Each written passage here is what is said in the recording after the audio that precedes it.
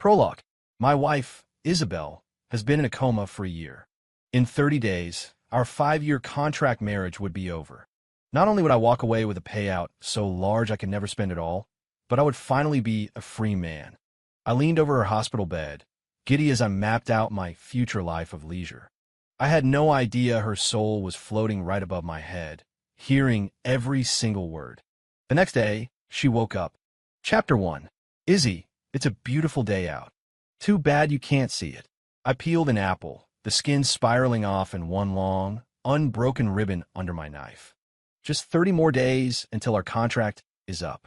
Don't you worry, even if you stay like this, the money the Sterlings are giving me is more than enough to keep you in the best long-term care facility until the end of time. I sliced the peeled apple into neat wedges and placed them on a plate beside her bed, even though I knew she couldn't eat them. You know, these 5 years flew by. Besides the day we signed the papers at the courthouse, we could count the number of times we've seen each other on one hand. You were busy building your empire. I was living my quiet life. It was a peaceful arrangement. But don't worry, as soon as your brother takes over everything, I'll take the money and disappear. I promise you'll never see me again. I won't cause you any trouble. I kept up my rambling monologue like I was checking off a daily chore. A year ago, my contract wife, the iron-fisted CEO of Sterling Industries, Isabel Sterling, was in a bizarre car accident. The doctors declared her brain dead, a vegetable. And for me, Liam Hayes, the man Isabel's grandfather had handpicked to be her convenient, no-strings-attached husband, a new dawn was finally breaking. For 5 years, I had played the part of the perfect, useless trophy husband. I never interfered with Isabel's decisions, never got involved in Sterling Industries business. My days consisted of hitting the gym, trying new restaurants, and playing with my cat, the life of a retired old man. Everyone thought I was just some gold digger living off my wife. Only I knew that this was exactly the life I wanted. I'd been transmigrated into this world, inheriting this body and this ridiculous contract. The original owner was a spoiled, good-for-nothing playboy, which made it easy for me to embrace my new anti-hustle lifestyle. My real businesses, managed by my fiercely loyal subordinate, were valuable enough to fund 10 lifetimes of extravagance. But who says no to more money? The Sterling family's astronomical payout was too good to pass up. Izzy, I ever tell you I still don't get why you picked me? Was it my charming good looks? Or the fact that I'm so obedient? I squeezed her cold fingers, talking to myself. Whatever. Doesn't matter now. Once I get that money, I'm going to travel the world, eat my way through every Michelin-starred restaurant, and then find a nice quiet place in wine country to open my own vineyard. And you'll still be here, smelling nothing but antiseptic. As soon as the words left my mouth, I felt like a bit of a monster, but damn if it didn't feel good.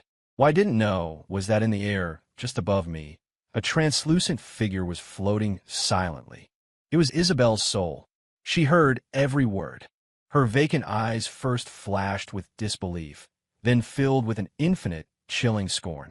Not only had she heard my plans, but for the past year, she had been a spectator to a whole other drama. She had watched her most trusted friend, the one person she had considered a sister, Victoria Vance, sob crocodile tears after the accident, only to secretly meet with the driver who caused the crash and hand him a debit card. She had watched as Victoria systematically absorbed shares of her company, charmed her family, and tried to take her place. The sheer force of her hatred and the sting of betrayal threatened to tear her soul apart.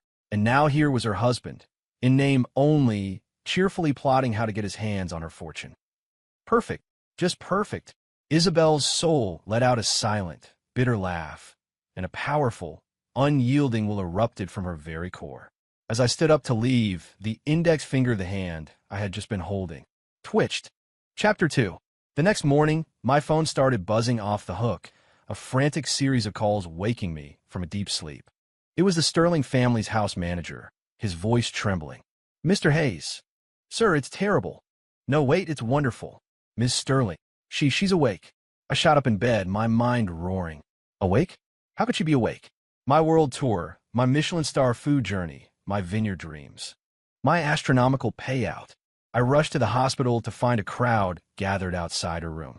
Isabel's parents, her brother, and a flock of doctors all wore expressions of ecstatic relief. I pushed my way through and saw her, propped up against the pillows, She was thinner, her face pale, but her eyes were astonishingly bright. Gone was the gentle, detached look she used to have. Now, her eyes were like chips of ice, burning with an inner fire, sharp enough to pierce your soul. Our gazes met across the room. My heart dropped into my stomach. Game over. She heard me. She had to have heard all that garbage I was spouting yesterday. In a typical dramatic storyline, this is where she'd point a shaking finger at me, have me thrown out with nothing, and then have her brother's security break my legs and dump me in an alley. I swallowed hard, bracing myself for the verdict. But Isabel just gave me a fleeting glance before looking away, as if I were a complete stranger. She turned to her brother, Julian Sterling, the current acting CEO of Sterling Industries. Her voice was raspy from disuse, but every word was clear and landed with the force of a hammer blow. "Julian, my phone." He scrambled to hand it to her. Isabel took it, unlocked it, and her slender fingers flew across the screen. She put the phone to her ear. "It's me. Effective immediately, I want you to file an emergency petition with the courts for an asset preservation order. Freeze every account held by Victoria Vance and the Vance Foundation. Yes, all of them. The reason? Suspected wire fraud and embezzlement.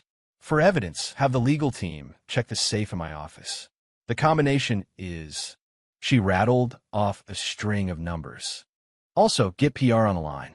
I want a press release drafted. State that upon regaining consciousness, I discovered irregularities in the cash flow of several projects and will be conducting a full internal audit. I want that release to go out before the news that I'm awake is made public." You could have heard a pin drop in a room. Everyone was stunned into silence by Isabel's rapid-fire, ruthless commands. Was this the same poised, elegant heiress they all knew? She sounded more like a vengeful queen who had just clawed her way back from hell. I stood at the back of the crowd, my mouth hanging open, completely floored. She wasn't dealing with me first. The first thing she does after waking up isn't to kick out the gold-digging husband who was planning to cash her out, but to go straight for the throat of her supposed best friend? This wasn't how the script was supposed to go. After the call, Isabel tossed the phone aside as if it had drained all her energy and closed her eyes wearily. Her parents rushed forward, cooing over her with concern. Julian, his face a grim mask, immediately turned and left to carry out her orders. No one even looked at me. I stood there, feeling like an outsider watching a hurricane take shape. Isabel's profile was almost translucent in the morning light, her long eyelashes casting shadows on her cheeks. She looked so fragile, yet she radiated an intimidating power that warned everyone to keep their distance. It suddenly occurred to me that I had never really known my own wife, and I had no idea that as Isabel lay there with her eyes closed, she had a crystal-clear image of my gleeful face from the day before. Take the money and run? Live a life of leisure. Liam Hayes, it's not going to be that easy. Until I've dragged my enemies through the mud, my useless husband still has a part to play. Chapter 3, I returned to the house I shared with Isabel, a sprawling estate in Greenwich, Connecticut, with a deeply unsettled feeling. I was expecting to be greeted by the house manager, Arthur, holding a set of divorce papers, or more directly, to find my luggage already packed and sitting on the curb. Instead, when the door opened, Arthur greeted me with a deferential bow. "Mr. Hayes, welcome home." His demeanor was more respectful than ever before. I blinked. "Arthur, Sir, Miss Sterling gave us instructions." Arthur interrupted, a polite smile on his face. "She said you worked very hard looking after her this past year, and that I am to ensure you are well taken care of. Your meals will now be prepared by our new chef, Chef Antoine. He previously held 3 Michelin stars and is a master of classic French cuisine." My jaw went slack. Following Arthur into the dining room, I saw a man in a crisp chef's uniform who immediately bowed to me. The table was already set with a magnificent 4-course meal that looked and smelled divine. My favorite, coco vin, was the centerpiece. "Ms. Sterling specifically requested this for you, sir," Arthur said from behind me. "She said you were fond of it." My eyes started to twitch. How did she know that? I think I mentioned it offhandedly at a family dinner once, years ago. Furthermore, Arthur continued, leading me toward the back of the house. "Ms. Sterling mentioned your passion for fitness and felt the home gym equipment was outdated. She has ordered a complete, top-of-the-line set from Techno Gym. which will be delivered and installed this afternoon. You will be able to enjoy a world-class workout experience right here at home. I stared at the old gym, where workers were already dismantling the equipment. My brain felt like it was short-circuiting. What was this? Was this some kind of good cop, bad cop routine? But she hasn't even played the bad cop yet. Was this a reward? A reward for my devoted care over the past year? A reward for fantasizing about her inheritance at her bedside? The more I thought about it, the more a chill crept down my spine. This woman was terrifying. She didn't play by any normal rules. She was like a master hunter who, despite having already set a foolproof trap, insists on luring you in with the most irresistible bait, letting you gorge yourself as you walk step by step into the snare. Sir, Arthur's voice broke my trance. Miss Sterling had one more message for me to pass along to you. What is it? I asked, snapping back to reality. Arthur cleared his throat, attempting to mimic Isabel's tone. He didn't quite nail it, but he captured about 70% of her cool authority. She said, "Stay put. Enjoy it. You've earned it." I've earned it. What in the world had I earned? I sat at the dining table, eating the Michelin-starred chef's masterpiece, but it tasted like ash in my mouth. My cat, Crouton, sauntered over and lazily wound himself around my legs. I looked down at him with only one thought in my head. This isn't just lunch, is it? This is my last meal. Meanwhile, in her VIP hospital room, Isabel was reviewing a report from her assistant, Chloe. "What's the situation with Victoria Vance?" "Ms. Sterling, your move was devastating," Chloe said, her face alight with admiration. The second her accounts were frozen, the funding for several of her key projects dried up, and her company's stock plummeted. She's running around like a madwoman trying to borrow money, but no one will touch her. A cold smirk played on Isabel's lips. That was just the appetizer. "And Liam?" she asked. "Mr. Hayes is back at the estate. He seemed to enjoy Chef Antoine's cooking, and a new gym is being installed as we speak." "Good." Isabel nodded. "Keep an eye on him. Fulfill any request he has. But I also want a report of everyone he meets and every call he makes." "Yes, ma'am." After Chloe left, Isabel stared out the window. She remembered Liam's face yesterday as he sat by her bed, peeling that apple and muttering to himself. He wanted to travel the world, eat at the best restaurants, and open his own vineyard. His eyes had held a sparkle of genuine excitement for the future, something she had never seen in him before. That wasn't the look of a man content to be useless. "Liam Hayes." She whispered his name. "What kind of person are you, really? You want a quiet life. I'm afraid I can't let that happen. My revenge saga has just begun, and what would it be without my leading man?" Chapter 4. Isabel's thunderous return sent shockwaves through New York's high society. No one could have imagined that a near-fatal accident wouldn't just fail to break the Sterling heiress, but would forge her into someone even more formidable. As for the other main character in this drama, Victoria Vance was in full-blown panic mode. She stormed into the hospital, ready to play her favorite role, the beautiful, misunderstood victim. "Izzy, let me explain. This has to be some kind of mistake." Victoria threw herself at the bedside, tears streaming down her face as if she'd been grievously wronged. "I happened to be dropping off some fresh clothes for Isabel, so I just leaned against the doorframe, folded my arms, and settled in to watch the show." Isabel, propped up against her pillows, didn't even bother to open her eyes. She just spoke to her assistant, Chloe, in a flat voice. "Read her the audit report on the Vance Foundation." Chloe immediately stepped forward, opened a file, and began to read in a cold, emotionless monotone. The Vance Foundation, established with a $50 million endowment from Sterling Industries for the purpose of supporting young entrepreneurs. However, over the past year, the foundation's director, Ms. Victoria Vance, used her position to divert approximately $32 million through 27 shell corporations into a personal offshore account. With every number Chloe read, the color drained further from Victoria's face.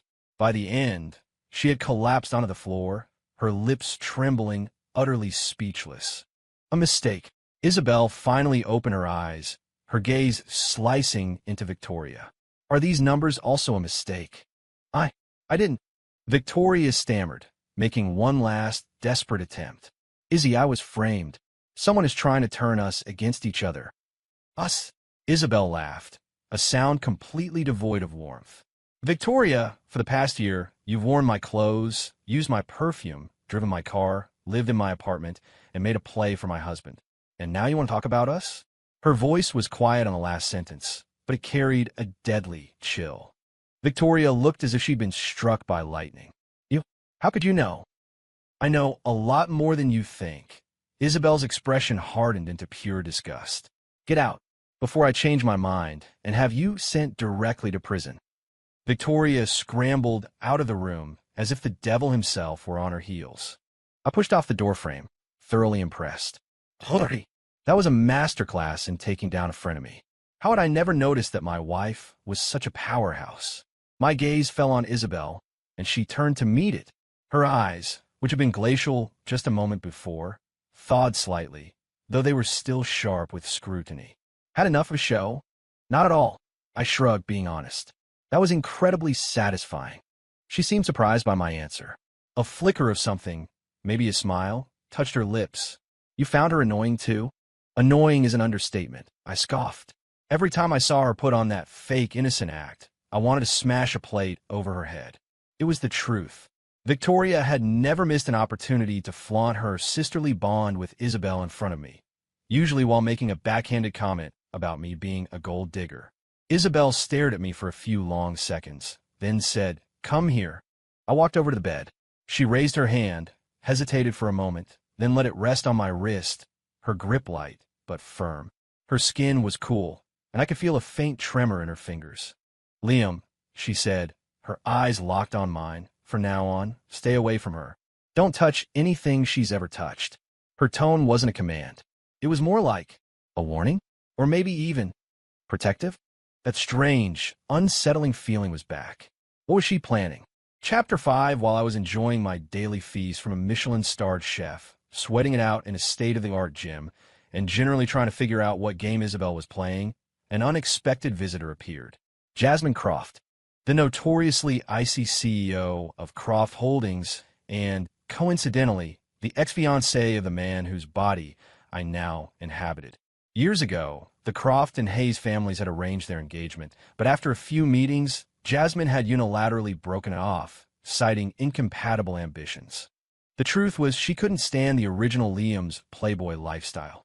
After I married into the Sterling family, she practically used me as a cautionary tale in her social circle, often remarking that a man's worth was in his career and that relying on a woman was the ultimate disgrace. And now, here she was, sitting across from me in a bespoke power suit, her expression radiating an undisguised contempt. "Liam, I heard Isabel is awake," she said, getting straight to the point. "Word travels fast," I replied, taking a sip of tea.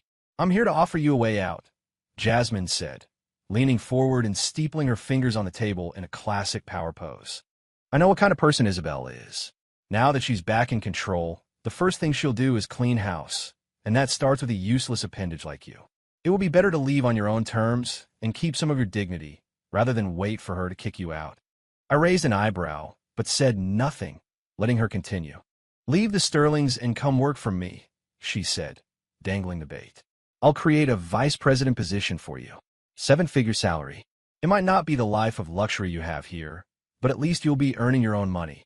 You'll be a real man." I almost laughed out loud. A 7-figure salary? Was she serious? The smallest of my companies had a daily cash flow that dwarfed that number. "Ms. Croft," I said, setting my cup down slowly, "I think you might be mistaken about a few things." "Mistaken?" she sneered. "Am I mistaken that you're a gold digger? Or that you're about to be thrown to the curb?" "I just think," I said, looking at her with a hint of pity, "that you're really overstepping." Jasmine's face immediately darkened. "Don't be a fool, Liam. All Isabel can give you is temporary comfort. Once she's tired of you, you'll be worse off than anyone." "Is that so?" A cool voice drifted in from the doorway.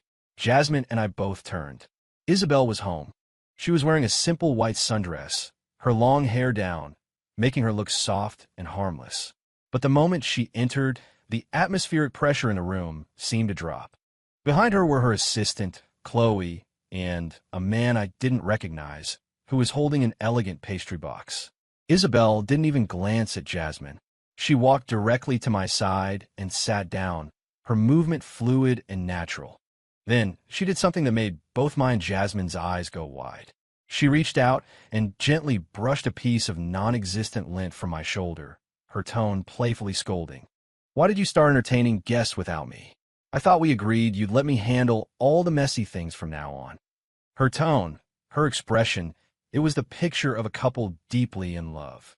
Jasmine's face instantly turned a shade of crimson. "Isabel, you..."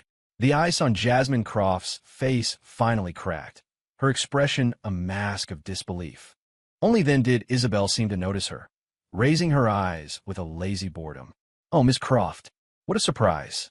Her dismissive tone was more insulting than any slur. "I was just discussing something with Liam," Jasmine said, struggling to maintain her composure. "Discussing something?" Isabel let out a soft laugh. She took the pastry box from the man behind her and opened it in front of me. Inside were several exquisitely crafted macarons.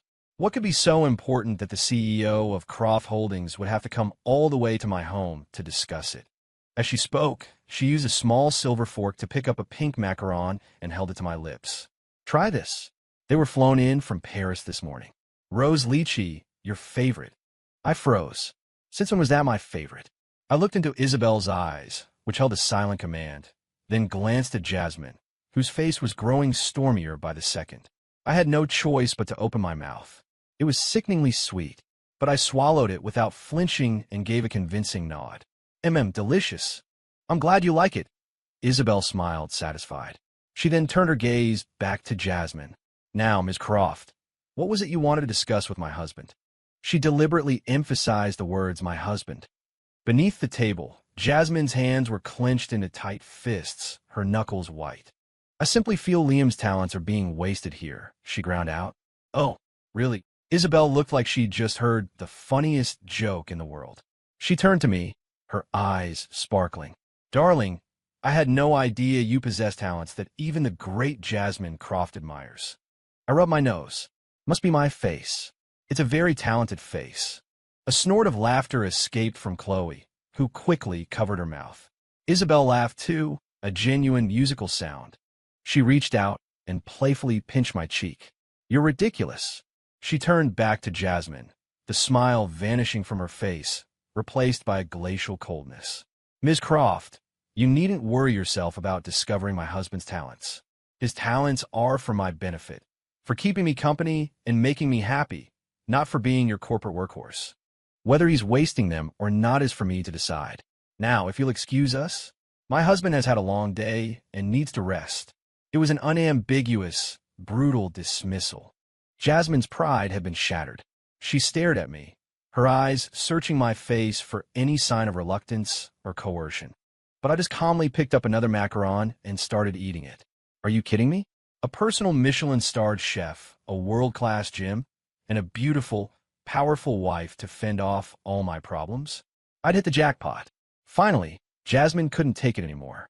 She shot to her feet, the chair scraping loudly against the floor. "You'll regret this, Isabel." She threw the threat over her shoulder and stormed out. Silence descended on the room. I looked at Isabel, who was watching me with a deep, unreadable expression. "What's the matter? Feeling proud of yourself? Having your ex-fiancé try to poach you right in front of me?" she asked suddenly, a sour note in her voice I couldn't quite place. It took me a second to process it. Was she jealous? "Not proud, exactly," I said, setting down my fork and leaning back against the sofa. "Just curious. How did you know she was coming?" "The line of people wanting to steal you from me is longer than you think," Isabel said, deflecting the question. She picked up a green pistachio macaron, took a small bite, and frowned slightly. Clearly, she wasn't a fan of sweets. I suddenly remembered a detail from Jasmine's dossier. She had a secret obsession with cute things, especially pastries. So, this box of macarons wasn't for me. It was for Jasmine to see. This woman's mind was a labyrinth. "Liam," she said, leaning in so close I could smell the faint, pleasant scent of gardenia on her skin. "That was a good performance just now." Performance? I raised an eyebrow. What else would it be? A sarcastic smile touched her lips. "Did you really think I'd fall in love with a man who was counting down the days until he could cash in on my coma?" My heart plummeted. Chapter 7. Isabel's words hit me like a bucket of ice water. So, she knew everything. All the preferential treatment, the public displays of affection. It was all an act. A show for Jasmine, for Victoria, for everyone who looked down on me and was waiting for me to fail. From the very beginning, I, Liam Hayes, was nothing more than a pawn in her grand revenge scheme, a piece of camouflage to confuse her enemies. Fina, I thought with a cynical internal laugh. If I have to be a pawn, at least I'm a well-compensated one. I forced a smile, the easy-going, unbothered expression I had perfected. Ms. Sterling, you flatter me. It's an honor to be part of your production. As long as I'm well paid, I'll play whatever part you want. Husband, father, you name it. Isabel's eyes instantly turned cold. She probably hadn't expected that reaction. Not shame, not anger, just a calm, businesslike negotiation of terms. She stared at me for a long time, so long that I thought she might finally lose her temper. But in the end, she just looked away and stood up. Good. Then keep playing the part. With that, she turned and went upstairs. Watching her solitary, determined figure ascend the stairs, I felt that strange pang of disappointment again. Over the next few days, Victoria Vance began to make desperate moves. Realizing Isabel likely had irrefutable proof of her embezzlement, she decided to go scorched earth, spreading vicious rumors about me. Did you hear? While Isabel Sterling was in a coma, her trophy husband was keeping a whole string of mistresses. No way. He always seemed so harmless. Harmless? It's an act. My friends saw him leaving a hotel with a supermodel. They were all over each other. The rumors, accompanied by expertly photoshopped pictures, spread like wildfire through the city's elite circles. Everyone was waiting to see how Isabel would react. A woman who just came back from the dead, only to find out her husband betrayed her. The drama was too juicy to ignore. Even Arthur, the house manager, came to me with a worried look. Sir, these photos, they're fake, I said, calmly sipping my tea. Shouldn't you explain that to Ms. Sterling? No need. What was there to explain? She already thought the worst of me. I was actually curious to see how she would handle this scene in her little play. The next day, Isabel gave me her answer. She didn't call a press conference or hire a reputation management firm to scrub the internet. Instead, she used Sterling Industries' official channels to announce something that stunned everyone. Sterling Industries was launching a new $10 billion renewable energy initiative, codenamed Project Nova. And the person chosen to lead this massive project wasn't her brother, Julian, or any of the company's seasoned executives. It was me, Liam Hayes. At the bottom of the press release was a personal statement from Isabel. The media later dubbed it the most epic defense of a husband in corporate history.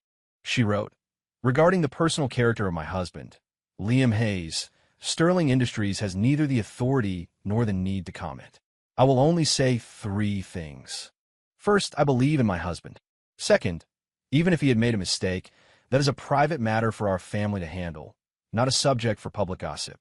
Third, and most importantly, the man I, Isabel Sterling, chose to marry is better than 99% of the men in this world, even if he does nothing at all. Whatever he wants to do, he will have my unconditional support because I have absolute faith in his vision and his abilities. Today, I am entrusting him with Project Nova. I invite you all to watch what he does with it. The announcement completely flipped the narrative. The same people who had been laughing at me, the kept man, were now speechless. A $10 billion project, handed over just like that? This wasn't just trust. This was a breathtaking, audacious display of devotion. In the face of a $10 billion vote of confidence, the petty rumors about some model seemed laughably insignificant. Who would believe that a man with that kind of power at his fingertips would risk it all for a cheap affair? Victoria Vance's smear campaign had been obliterated. I stared at the news on my phone, speechless for a long time. This woman, she always found the most unexpected and most effective way to solve a problem. That night, Isabel came home late, smelling faintly of wine. She collapsed onto the sofa, rubbing her temples wearily. I brought her a glass of warm water.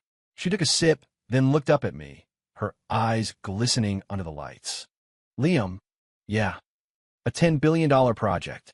Are you scared? What's there to be scared of? I smiled. If it fails, it's your money anyway. She laughed at that, and the exhaustion in her face seemed to melt away. Is that all the ambition you have? Still smiling, she beckoned to me. I walked over and knelt in front of her. She reached out, and this time there was no hesitation. Her hand came to rest on my stomach. Through the thin fabric of my shirt, I could feel the warmth of her palm. My body went rigid. Her fingers began to trace lazy circles over my abs. The touch was sensual, but her eyes were sharp and clear. "Liam," she whispered, leaning so close I could feel her breath on my ear, "as a reward for not embarrassing me today, I'll let you touch me back." My own breath hitched in my throat. This woman was going to be the death of me. Chapter 8. Jasmine Croft sat in her sprawling corner office, the city lights of New York glittering below her.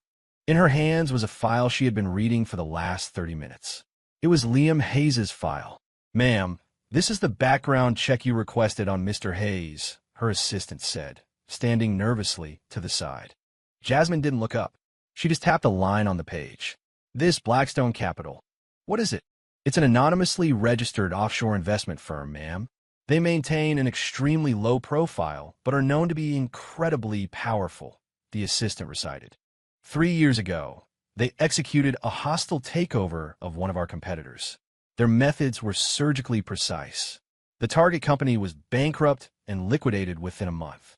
We tried to investigate them at the time, but hit a dead end. Jasmine's eyes drifted to the firm's incorporation date. 5 years ago, the same year Liam and Isabel got married. A coincidence? She read on. The report detailed Liam's useless existence for the past 5 years. Daily routines of gym, food, and playing with his cat. No attendance at any business functions. A social circle as clean as a freshly wiped slate. On the surface, he was the perfect trophy husband. But the final page of the report contained an analysis from a top-tier corporate strategist. 3 years ago, Croft Holdings' renewable energy project in Europe failed after a rival firm preemptively secured key patents. Our post-mortem analysis suggested an intelligence leak. The rivals seemed to anticipate our every move. 1 month before the project's failure, Liam Hayes was in Europe on vacation. 2 years ago, our planned acquisition of Innovatech was thwarted at the last minute when a mysterious buyer outbid us by a factor of 3. Innovatech was later sold to our biggest competitor at an inflated price, triggering a cash flow crisis that nearly bankrupted them. The mysterious buyer used an account funded by Blackstone Capital. During that same period, Liam Hayes' only noted interest was day trading. One by one, seemingly unrelated events were strung together. Every single one occurred at a critical juncture for Croft Holdings, and every single one coincided, in time and location, with the idle activities of Liam Hayes. Jasmine's heart sank. She remembered his expression in the living room. That look of pity. At the time, she had thought it was humiliation. Now she understood. It was the look of someone at the summit, gazing down at an arrogant challenger still struggling at the base of the mountain.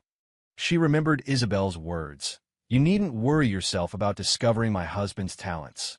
It wasn't a wife's blind devotion. It was a statement of fact from someone who knew the truth all along. She was the fool. She had seen herself as a savior, reaching down to rescue a diamond from the rough. She never realized he wasn't a diamond in the rough. He was a dragon, merely resting in the shade. A bitter, self-deprecating laugh escaped her lips. Jasmine tossed the report onto her desk and walked to the floor-to-ceiling windows. For the first time, the vibrant city lights felt harsh and mocking. The man she had looked down upon, the man she had personally cast aside, had been operating on a level she couldn't even comprehend, watching her struggle and strive from his lofty perch. The irony was crushing. A tidal wave of regret washed over her, and for a moment, it felt like she was going to drown.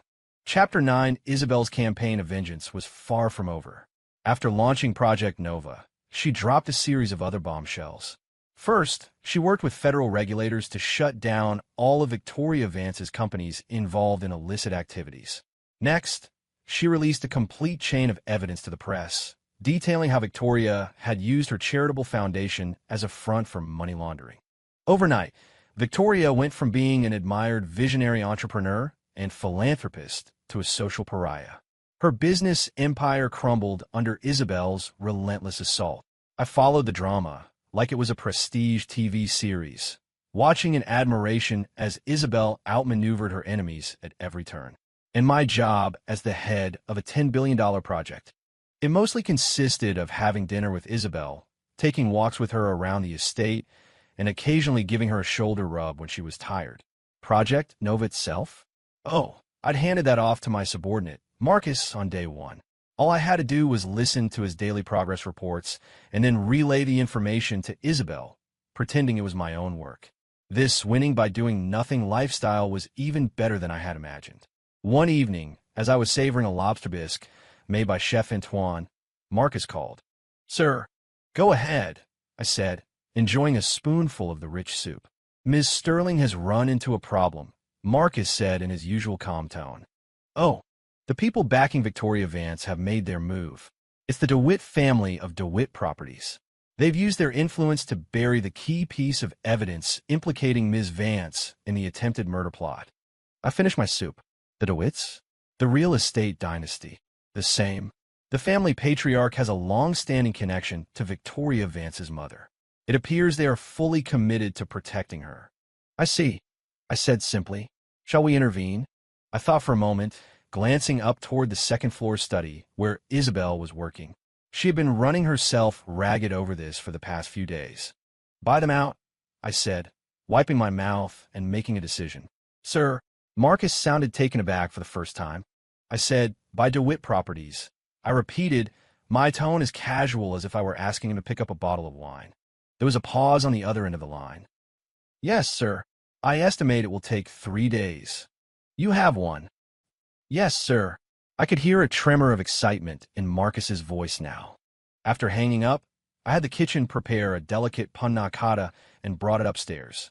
In the study, Isabel was frowning at a mountain of legal documents. She forced a smile when she saw me. "Still up? Brought you a little something," I said, placing the dessert beside her. "Don't work too hard. It will all work out." "Work out," she said with a bitter laugh. "The DeWitts are blocking me at every turn. They're an old money institution, deeply entrenched. Even my father wouldn't dare to openly challenge them." For the first time, she looked genuinely defeated.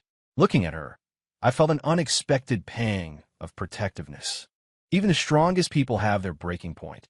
I reached out, pulled her into my arms, and gently rubbed her back. Her body tensed for a second, but she didn't push me away. "Don't worry," I whispered into her ear. "Get some sleep. When you wake up tomorrow, everything will be different." She buried her face in my chest and mumbled a quiet, "Okay." In that moment, holding her felt more satisfying than the thought of any 9-figure payout. Maybe the ultimate form of lying flat wasn't about enjoying a life of solitary leisure. Maybe it was about having someone by your side who made you want to hold up the sky for them. Chapter 10. The next day, a magnitude 8 earthquake shook the foundations of the financial world. DeWitt Properties, the real estate Goliath that had stood for decades, had been acquired overnight.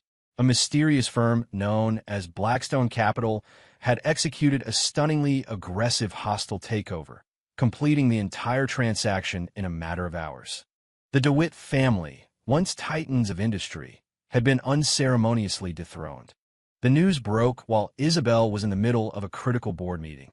Her original plan had been to risk everything, to leverage all her personal assets and wage all-out war against the DeWitts.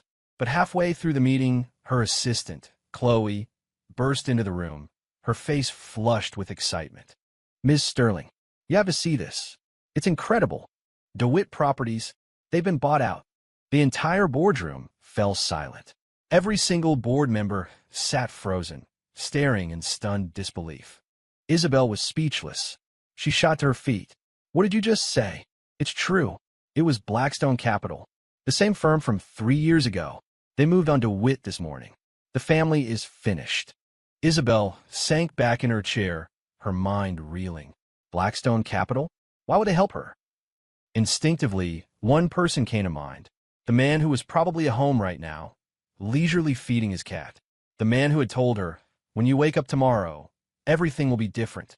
At the same time, Victoria Vance's world came to its final, definitive end. Without the protection of the DeWitt family, the crucial piece of evidence, a black box recording from the hire driver's car, capturing their entire transaction, was immediately turned over to the authorities. The proof was irrefutable. That afternoon, Victoria was arrested at JFK Airport while trying to flee the country. As the police led her away, she was hysterical, screaming, "It was Isabel. She framed me. You can't do this." But no one was listening anymore. That evening, Isabel held a massive press conference. She stood under the bright lights, her expression calm as she recounted the entire story for the world. She spoke of Victoria's jealousy, the meticulously planned accident, and the subsequent attempt to usurp her life and her company. Throughout the conference, she shed no tears and used no emotional language. She simply stated the facts. But that cold, hard recitation of the truth was more powerful than any accusation. At the end, a reporter asked the question on everyone's mind. "Ms. Sterling, it's rumored that a mysterious benefactor was behind your victory against the DeWitt family. Can you comment on that?" Every camera in the room zoomed in on her face. Isabel was silent for a few seconds. Then, a slow smile spread across her lips. It was a smile that could melt glaciers. Her gaze went past the cameras, as if she were looking at someone specific.